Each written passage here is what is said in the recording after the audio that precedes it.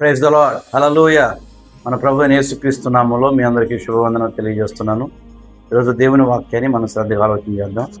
మనమందరం భక్తి పరులుగా మనమందరం యేసుక్రీస్తుని సొంత రక్షకుడిగా అంగీకరించి భక్తిని చక్కగా చేస్తున్నాము అని ఆలోచన చేస్తాం. అయితే దేవుని వాక్యం చెప్తుంది, జ్ఞానయుక్తమైన భక్తి ఉండాలి, భక్తిలో జ్ఞానం ఉండాలి. జ్ఞానం లేని భక్తి ఏమాత్రం ప్రయోజనకరంగా ఉండదు.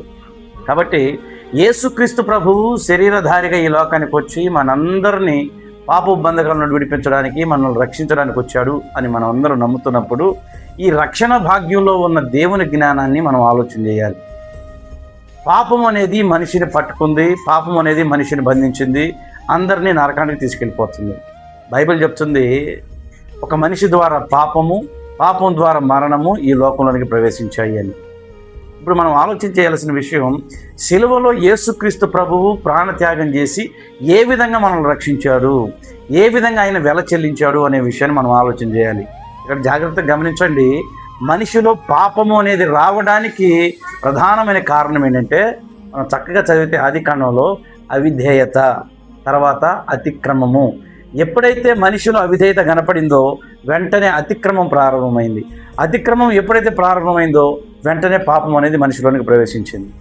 ఈ విధంగా పాపం అనేది మనిషిని పట్టి బంధించేసింది. ఇప్పుడు యేసుక్రీస్తు ప్రభు దేనికోసం వెల చెల్లించాడో తెలుసా?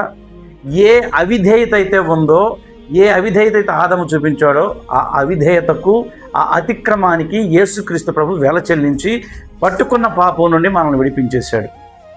హెబ్రీయులకు రాసిన పత్రిక 2వ అధ్యాయం 2వ వాక్యంలో ఈ విధంగా ఉంది, ఆయన ప్రతి అతిక్రమానికి, ప్రతి అవిధేయతకు వెల చెల్లించాడు.